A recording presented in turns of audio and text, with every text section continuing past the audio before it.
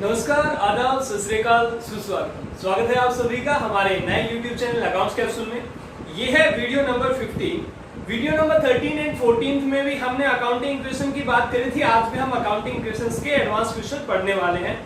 आज हम स्टार्ट करेंगे क्वेश्चन नंबर 4 से और क्वेश्चन नंबर 4 आप लोगों को स्क्रीन पर दिखाई दे रहा है। लिखा हुआ है started business with cash. Business start करा कैश के साथ, मतलब कैपिटल लेकर के आया। तो हम सबसे पहले यहाँ लिखेंगे ट्रांजैक्शन, और ट्रांजैक्शन में लिखेंगे started business with cash. Started business with cash. With cash. Cash लेकर जब भी आता है तो आप लोगों को बहुत अच्छे से पता है दो चीजों पर इफेक्ट पड़ने वाला है, एक कैश और दूसरा कैपिटल। तो लायबिलिटी में यहाँ पर कैपिटल लिखूंगा, कैपिटल, और यहाँ एसेट साइड में मैं कैश दिखाऊंगा। कैपिटल कितने रुपए लेकर के आया है? वो कह रहा है 2 लाख रुपए लेकर के आया है। तो 2 लाख रुपए कैपिटल में मैं बढ़ा करके दिखा दूंगा, क्योंकि मेरी लायबिलिटी इंक्रीज हुई है तो मेरे पास कैश भी तो आया 2 लाख रुपए। मैं यहाँ 2 लाख रुपए दिखा दूंगा। अब इसके बाद लिखा हुआ है purchase goods from Amitabh Bachchan on credit.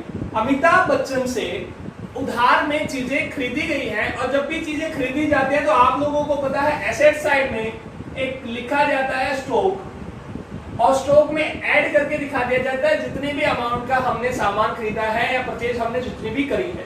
लेकिन आपने एक और चीज देखी कि उसने क्रेडिट में परचेज करा है तो लायबिलिटी उसकी बढ़ जाएगी, और लायबिलिटी बढ़ेगी तो लायबिलिटी साइड में मैं किस नाम से दिखाऊंगा? मैं दिखाऊंगा उन पैसों को क्रेडिटर्स के नाम से।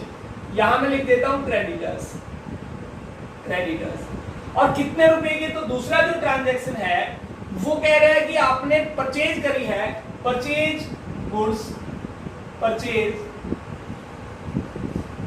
Goods on credit. उधार में आपने सामान खरीदा है। आपने कितने रुपए का सामान खरीदा है?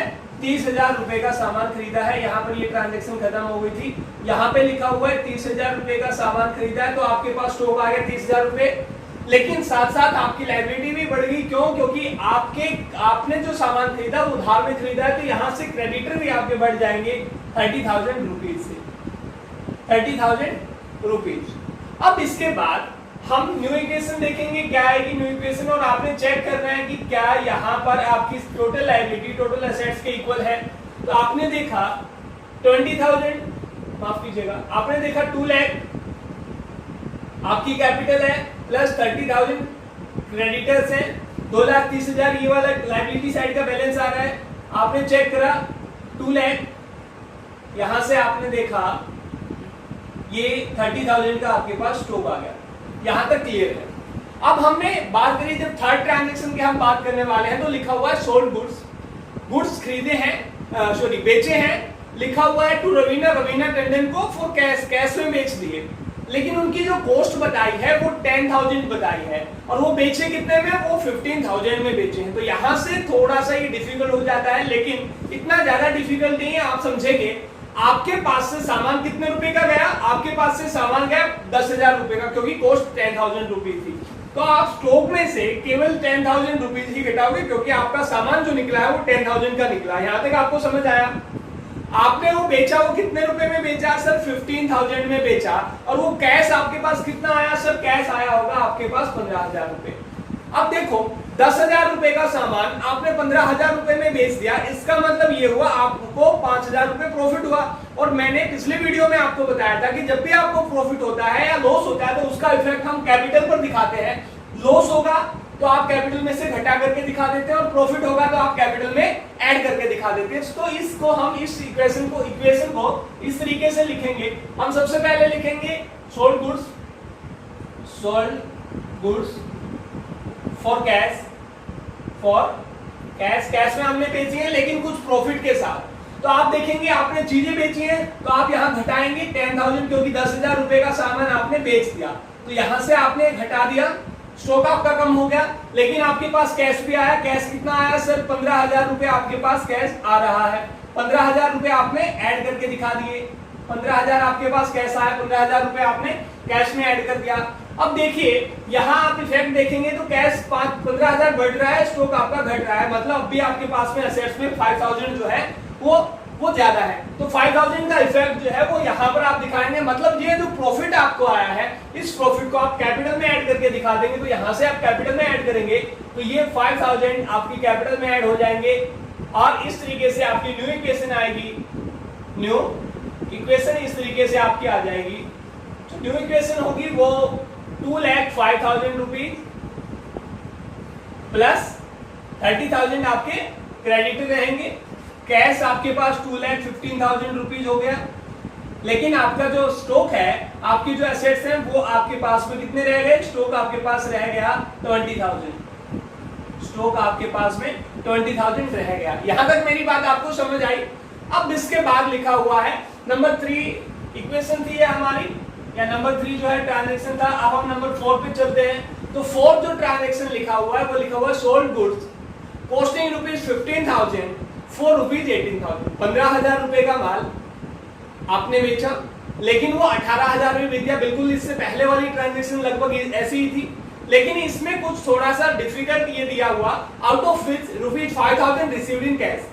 इसमें से आपको कैश में कितने मिले? केवल आपको कैश जो मिले वो आपको 5,000 रुपीज मिले, बाकी आपका उधार होगा। और आपको बहुत अच्छे तरीके से पता है कि आपके जो उधार होते हैं, आपने अगर चीजें बेची हैं और आपकी उधार है तो वो यहाँ पर डेटर में लिखी जाती है। तो हम यहाँ पर जो इफेक्ट दिखाएंगे, हम यहाँ लिखेंगे sold goods for cash and credit. Cash और क्रेडिट दोनों में ही हमने बेच दी।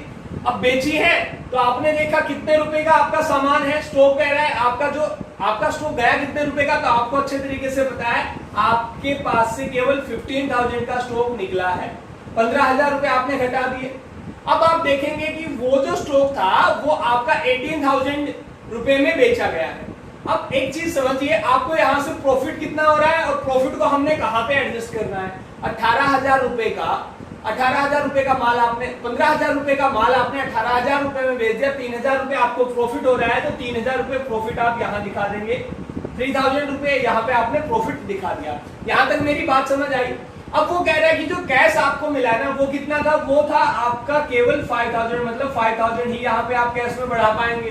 तो बाकी जो आपको मिलना था 18,000 में से 5 तो ये मिल गया, बाकी जो मिलना था वो 13,000 रुपए। तो 13,000 रुपए आपके उधार है, ठीक है। तो आप उसको डेटर में लिखेंगे, डेटर्स में आप यहाँ पे लिखेंगे, और डेटर में आप कितने रुपए लिख देंगे? 13,000 लिख देंगे।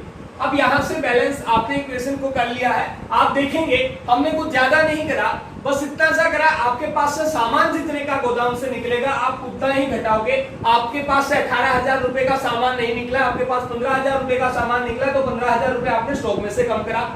फिर आपने ये देखा कि वो बेचा 18,000 रुपए में है, तो आपको प्रॉफिट जो होगा उस प्रॉफिट को आप कैपिटल में ऐड कर देंगे। लॉस होता है तो आप कैपिटल में से घटा करके दिखा देते। अब जो भी आपको मिला उसको लिखेंगे। तो कैश आपके पास कितना आया? कैश आया आपके पास 5,000, तो आपका कैश आपने बढ़ा दिया। और इसके अलावा आपने जो माल उधार में बेचा है, आपने बेचा कितने रुपए का? टोटल 18,000 का। 5,000 रुपए आपके पास कैश आ गया, तो बाकी जो रहा वो आपका क्या था? वो आपके डेटर बन जाएंगे, वो आपके बाद में आपको पैसे देंगे। तो 30,000 जो है यहाँ पर आप दिखा दोगे। मेरे ख्याल से ये वाली ट्रांजेक्शन आपको अच्छे से समझ आ गई होगी। अब न्यू इक्वेशन यहाँ पे आप चेक करेंगे।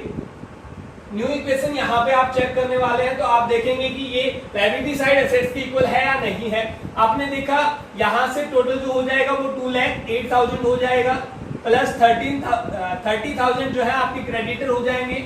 यहाँ से आपने देखा 2,20,000 आप यहाँ से जो है वो चेक करेंगे। 20,000 प्लस ये आपका माइनस था, तो आपके पास में जो स्टॉक है वो आपका 5,000 रुपीज रह गया। 20,000 आपके पास में स्टॉक था, 15,000 आपने स्टॉक घटा दिया, तो आपके पास जो स्टॉक बचेगा वो आपका 5,000 रुपए का रह जाएगा। और आपने डेटर देखे वो आपके पास अभी 13,000 रुपए के हैं, 13,000 रुपीज के हैं। अब इसके बाद जो फिफ्थ ट्रांजेक्शन आपको दिखाई दे रही है वो है paid to Amitabh Bachchan in full settlement.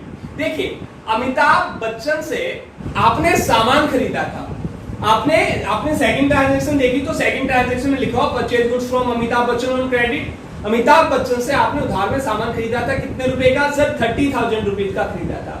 अभी आप कह रहे हो कि आपने उसको पूरा कर दिया, आपने उसको पूरा का पूरा पे कर दिया, या आपने कुछ अभी भी अमाउंट आपकी कुछ बची हुई है, तो यहाँ पे आपने देखा कि 30,000 रुपए का आपने सामान खरीदा था, आपने पे 28,000 रुपए कर दिया और आप कह रहे फुल सेटलमेंट में, मतलब आपने जो उसका अकाउंट खोला था आपने उसको लिखा था क्रेडिटर में। आपको अच्छे तरीके से पता है जो आपने पैसे देने हैं वो आपने लिखे थे क्रेडिटर में, वो देने कितने थे सर 30,000। अभी वो कह रहे हैं आपने 28,000 रुपए में मामला खत्म कर दिया, मतलब आपके पास से कैश जो जाएगा वो तो 28,000 रुपए चला जाएगा, लेकिन आप क्रेडिटर में से जो घटाओगे वो 28 नहीं बल्कि 30,000 रुपए घटाओगे। सर ऐसा क्यों?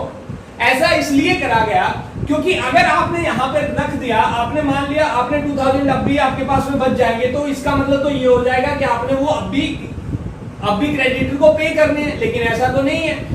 आपने यही लिखा कि इन फुल सेटलमेंट का मतलब क्या, पूरी अमाउंट आपने पे कर दी या पूरी अमाउंट मान करके आपने ये पे कर दिया, इसके अकाउंट्स को क्लोज करना है। तो क्लोज करना है तो सर 30,000 रुपए ही हम घटाएंगे, लेकिन अब इसके बाद जो है वो ये रह जाता है कि अब आपको प्रॉफिट हुआ या लॉस हुआ। देखिए आपको यहाँ पर जो डिस्काउंट मिला वो आपके लिए प्रॉफिट है। आपने 30,000 रुपए पे करने थे, आपने 28,000 रुपए पे करे, तो आपको जो 2,000 रुपए का जो आपको यहाँ प्रॉफिट हुआ उसको आप कैपिटल में एडजस्ट करके दिखा देंगे। तो यहाँ पे जो इक्वेशन हो जाएगी पेड टू अमिताभ बच्चन, या मैं लिख सकता हूँ पेड टू क्रेडिटर। आपने क्रेडिटर को पे कर दिया, अमिताभ बच्चन को आपने पे करा, तो आपके पास से केवल 28,000 रुपए जाएंगे, केवल 28,000 रुपए कम हुए आपके। यहां से आपने क्रेडिटर को पूरा पे करना है क्योंकि आप इसका अकाउंट आपने अपनी बुक्स में नहीं रखना है, तो आप इसको यहाँ 30,000 रुपए से ही घटाएंगे। क्यों? क्योंकि लिखा हुआ फुल सेटलमेंट में, मतलब इसका अकाउंट जो है वो क्लोज करना है, खत्म करना है।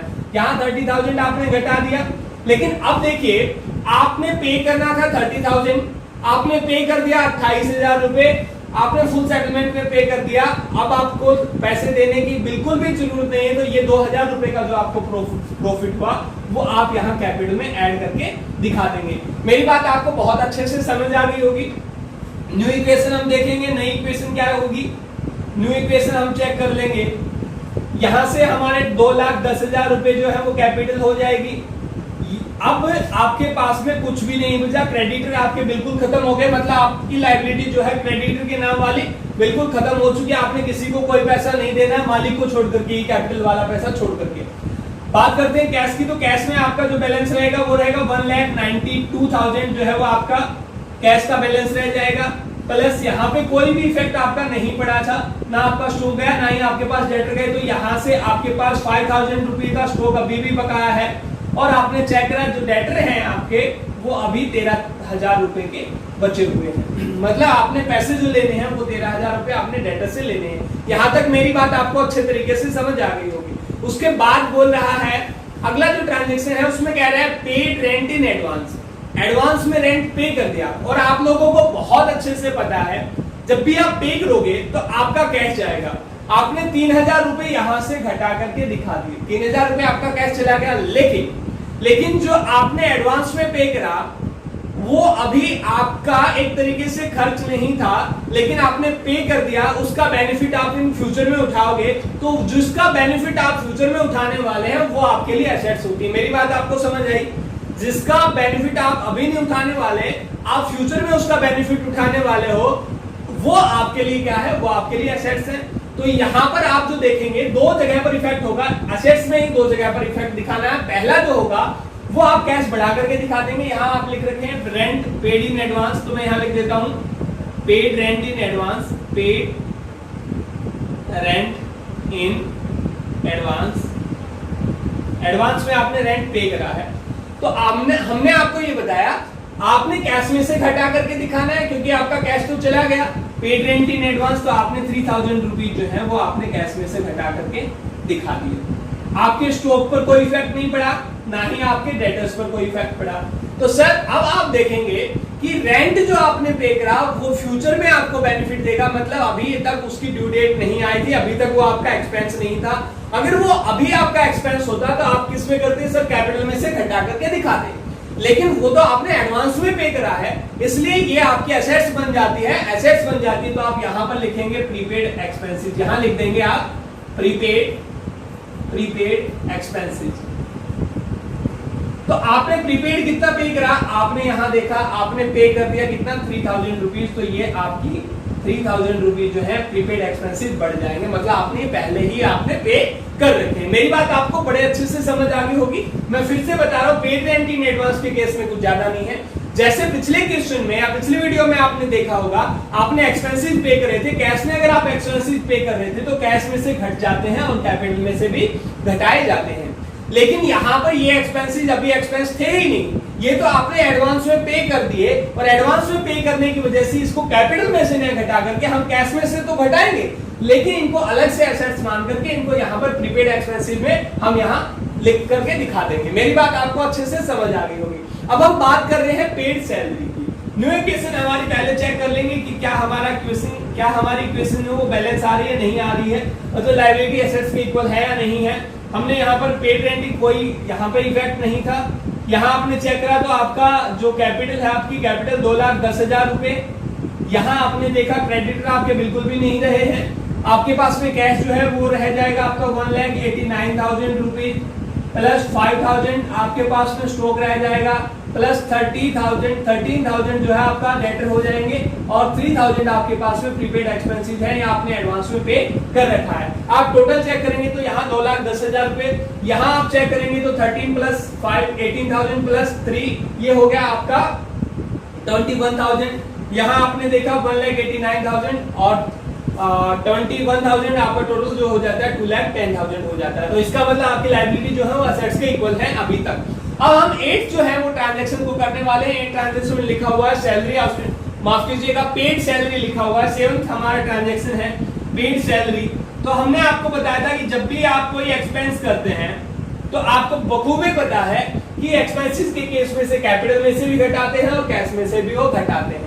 तो आप यहाँ पे घटा देंगे, एक्सपेंसेस हैं आपके कितने रुपए कह रहे हैं, वो कह रहे हैं सिर्फ 4,500, तो आप सैलरी जो है वो आप पे कर रहे हैं, तो यहाँ पे कैपिटल में से भी मैं घटा दूंगा और मैं कैश में से भी 4,500 रुपीज में लेस कर दूंगा। तो यहाँ पे जो है कोई बाकी जगह पर कोई इफेक्ट नहीं पड़ेगा, आपने चेक कर लिया। तो न्यू इक्वेशन जो होगी वो होगी हमारी, अब की बार हम चेक करेंगे कि न्यू इक्वेशन हमारी बैलेंस है या नहीं है। बिल्कुल बैलेंस ही रहेगी अब की बार भी। आपने ये चेक करा तो ये आपका 5,000, ये आपका 2,05,500 जो है वो आपका कैपिटल रह जाएगा। यहां से आप चेक करेंगे तो ये हो जाएगा आपका 1,84,500। यहां से आप देखेंगे ये आपका 5,000 ही रह जाएगा, प्लस ये आपके पास में 13,000 जो है वो आपके डेटर है, और आपने चेक करा प्रीपेड एक्सपेंसेस जो है वो आपके 3,000 है। अब इसके बाद में अगर बात करूं तो आपकी जो नेक्स्ट ट्रांजैक्शन है वो लिखा हुआ सैलरी आउटस्टैंडिंग। आउटस्टैंडिंग सैलरी मतलब सैलरी अभी भी बकाया है, ड्यू डेट आ चुकी थी, आपका खर्च था आपको बखूबी पता है, लेकिन आपने कैश में नहीं दिया। तो आप देखेंगे कैश में नहीं दिया तो कैश में से नहीं घटाएंगे, क्योंकि ये खर्च है आपका और ड्यू डेट आ चुकी थी, तो आपको अच्छे तरीके से पता है कि ये कैपिटल में से जरूर घटेगा। आपने देखा 1,000 रुपए तो आप कैपिटल में से घटा देंगे यहां से, तो क्योंकि ये आपका लॉस था। लॉस मैंने आपको बताया जो भी आपका खर्च होगा या लॉस होगा वो आप कैपिटल में से घटा करके दिखाएंगे। ये अभी आपका ड्यू हो चुका था, आपने कैपिटल में से घटा करके दिखाया, इतनी सी बात आपको समझ आ गई होगी। लेकिन कैश में से घटा करके बिल्कुल भी नहीं दिखाएंगे, और कैश में से घटा करके नहीं दिखाएंगे तो सर इसका इफेक्ट कहां पर होगा? इसका इफेक्ट होगा आपकी लायबिलिटी बढ़ जाएगी। अभी आपने पे नहीं करा है, आपने पे करना है। मेरी बात आपको समझ आ गई होगी। आप पे नहीं कर पाए, किसी कारणवश आप पे नहीं कर पाए होंगे सैलरी, आपने वो पे करनी है, आपके ऊपर लायबिलिटी है, वो इन फ्यूचर आपको पे करनी ही पड़ेगी। तो लायबिलिटी है तो मैं यहाँ पे आपको यहाँ पे जो है आपने दिखाना है आउटस्टैंडिंग एक्सपेंसेस के नाम से। किस नाम से सर? आउटस्टैंडिंग एक्सपेंसेस के नाम से यहाँ पर आप जो है वो दिखा दोगे। और आउटस्टैंडिंग एक्सपेंसेस में भी यहाँ पे हम लिख लेते हैं 8 सैलरी आउटस्टैंडिंग जो है वो हमारी ट्रांजेक्शन है सैलरी आउटस्टैंडिंग। यहां हम कैपिटल में से घटा करके दिखाएंगे, आपको बखूबी पता चल गया कि हमारा जो लॉस था वो कैपिटल में से घटेगा या हमारी जो एक्सपेंसेस है वो कैपिटल में से घटा करके हम दिखाएंगे।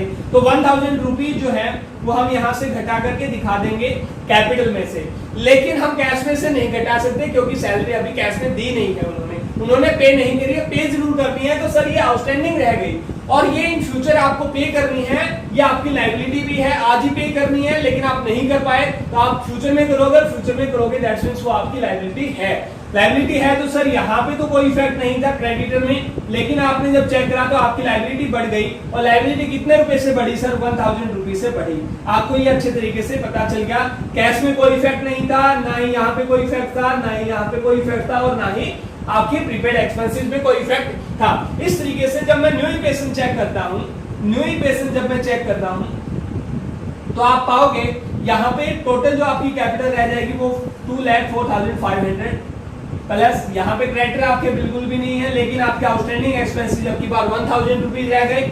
यहाँ आपने देखा कैश जो है वो आपके पास 1,84,500 प्लस 5,000 जो है वो आपके पास में स्टॉक रह गया, 13,000 के आपके पास में डेटर है अभी भी, और प्लस 3,000 जो है वो आपके पास में प्रीपेड एक्सपेंसेस है। यहां तक मेरी बात आपको समझ आ गई होगी। इस वाले क्वेश्चन में जो दो पॉइंट जो मेन थे वो था आपका रेंट जो आपने एडवांस में पे करा, या कोई भी ऐसे एक्सपेंस जो आपने एडवांस में पे करा, या आपकी जो है आउटस्टैंडिंग जो आपने अभी पे करनी थी लेकिन आप पे नहीं कर पाए। हमने इन्हीं दो पॉइंट पर एक बार फिर से जो है फोकस कर लेना है। हमने क्या बताया है आप लोगों को, देखिए कोई भी एक्सपेंस अगर होता है तो उसके लिए हम अब तक क्या करते आ रहे थे? अब तक सर कैश में से घटाते आ रहे थे और कैपिटल में से भी घटाते आ रहे थे, लेकिन वो एक्सपेंस अभी तक ड्यू नहीं हुआ है, मतलब वो अभी देना ही नहीं था, आपने तो अपनी मर्जी से दे दिया, तो वो आपका एक्सपेंस ही नहीं माना जाएगा, इसलिए कैपिटल में से लेस नहीं होगा, वो आपका कैश में से तो लेस हो जाएगा, तो कैश में आपने लेस कर दिया, लेकिन वो आपका अभी तक एक्सपेंस बना ही नहीं था, तो आपने यहां से लेस नहीं करके उसको आप क्या लिख देंगे? प्रीपेड एक्सपेंस के नाम से लिख देंगे। ये आपको अच्छे तरीके से समझ आया।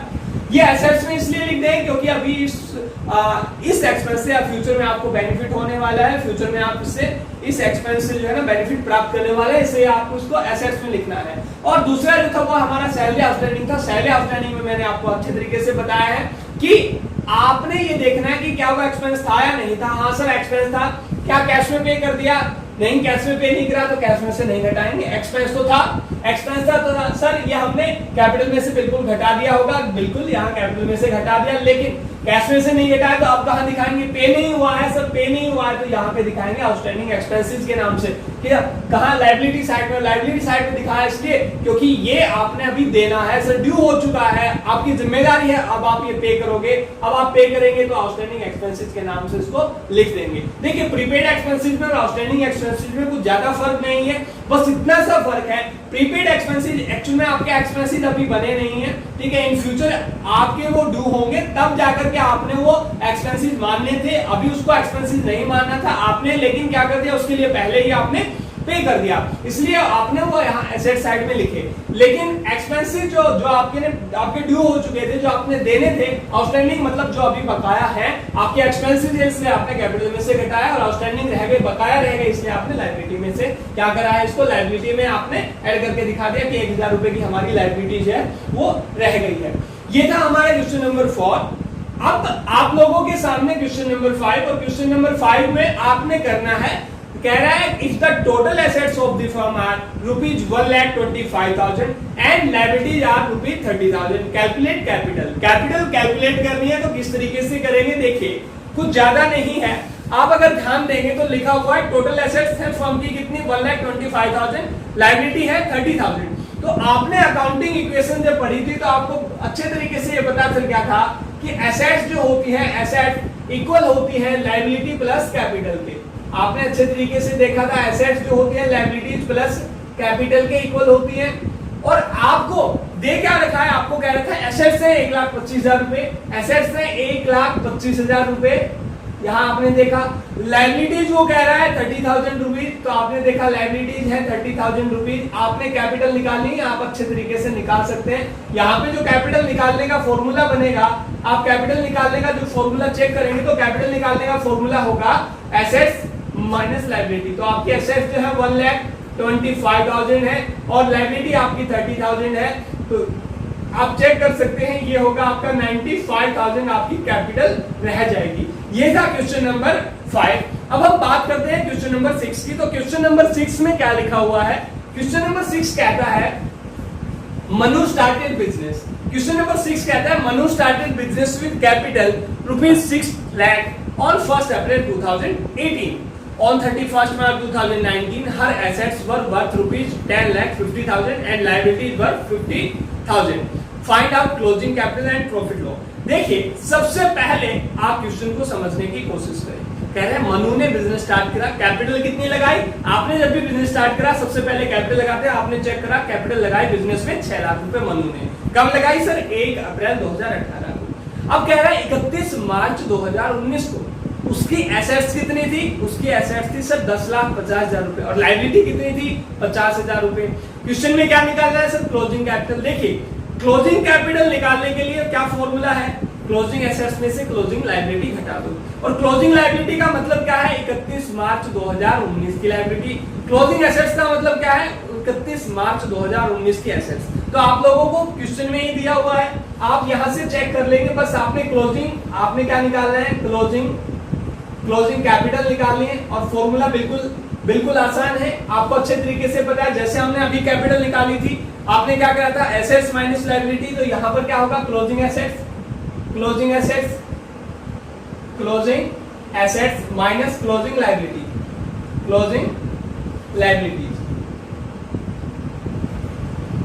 और क्लोजिंग एसेट्स, क्लोजिंग कैपिटल आपकी किस तरीके से निकल आएगी? क्लोजिंग एसेट्स आपने कितनी देखी? आपको बखूबी पता है क्लोजिंग एसेट्स दे रखी है 10,50,000, 10,50,000 रुपए आपको क्लोजिंग एसेट्स दे रखी है। लायबिलिटीज आपको दे रखी है 50,000 रुपए। तो आपने देखा 50,000 रुपए यहाँ आप लिख देंगे, तो टोटल आपकी जो क्लोजिंग कैपिटल होगी वो होगी आपकी 10 लाख रुपए। आपको बड़े अच्छे तरीके से समझ आया।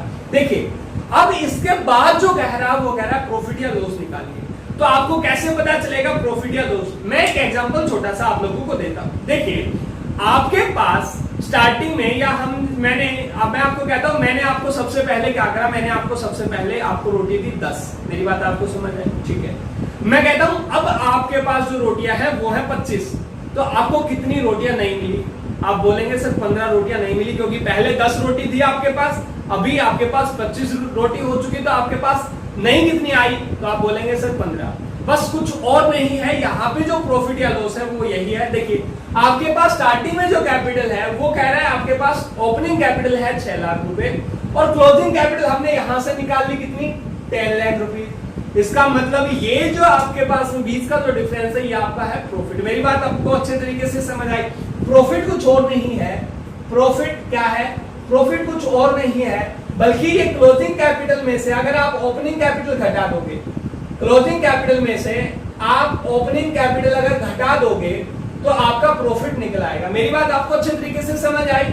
आपके पैसे बढ़े हैं और बढ़े होंगे तो इसका मतलब आपके ये प्रॉफिट हुए होंगे। अब तक हमने यही तो देखा था कि जब भी आपको प्रॉफिट हो रहा था तो आप कैपिटल में ऐड करते जा रहे थे क्योंकि इससे कैपिटल बढ़ रही थी। तो आपने यहाँ पर भी सेम वही करा है। आपके पास क्लोजिंग जो कैपिटल थी वो आपके पास 10 लाख रुपीज थी, क्लोजिंग कैपिटल आपके पास 10 लाख रुपीज और ओपनिंग कैपिटल क्वेश्चन में दी हुई है वो है 6 लाख रुपए। तो ओपनिंग जो कैपिटल है वो है 6 लाख रुपए। तो इस तरीके से जो आपका प्रॉफिट आया वो आया आपका 4 लाख रुपीज। मेरी बात आपको अच्छे तरीके से समझ आई? ये आपके 4 लाख रुपीज जो है आपका प्रॉफिट आया। हो सकता था मान लीजिए अभी क्वेश्चन में मैं थोड़ा सा अगर चेंज कर दूं, मैं ये कहता हूं कि आपकी ओपनिंग कैपिटल जो है वो आपकी 15 लाख रुपए थी। ओपनिंग कैपिटल आपने 15 लाख रुपए लगाई लेकिन क्लोजिंग कैपिटल आपकी कितनी हो गई? 10 लाख रुपए। इसका मतलब आपको लॉस हुआ या प्रॉफिट हुआ? तो आप बोलेंगे सर लॉस हुआ। तो लॉस के लिए हमने क्या करा? लॉस निकालने के लिए क्या करा? देखिए लॉस तब होता है जब आपकी क्लोजिंग कम हो। आपने अच्छे तरीके से देखा ओपनिंग कैपिटल आपकी 6 लाख रुपए थी, ओपनिंग कैपिटल 6 थी, क्लोजिंग कैपिटल आपकी ज्यादा थी। आपने अभी ज्यादा कर रखे थे पैसे, इसका मतलब आपके प्रॉफिट से ही हुए होंगे। लेकिन अभी आपके जो क्लोज हो रहे हैं तब आपने देखा कि आपके पैसे कम हो रखे हैं, तो आपका इसका मतलब बिल्कुल क्या है कि वो आपका लॉस होगा। मेरी बात आपको अच्छे तरीके से समझ आई? तो यहाँ पे आपने क्या करना है? ओपनिंग कैपिटल आपने ओपनिंग कैपिटल में से घटा करके दिखा देना है किसको? क्लोजिंग कैपिटल को। तो वो आपका लॉस आ जाएगा। क्लोजिंग कैपिटल अगर आप घटा देंगे तो आपका लॉस आ जाएगा। यहां तक ये क्वेश्चन आपको अच्छे तरीके से समझ आ गया होगा। मैं उम्मीद करता हूं क्वेश्चन नंबर 4, 5 और 6 आपको अच्छे तरीके से समझ आ गया है। कल फिर से इसके कुछ एडवांस क्वेश्चन के साथ हम आपके साथ रूबरू होंगे। तब तक के लिए बाय बाय, टेक केयर।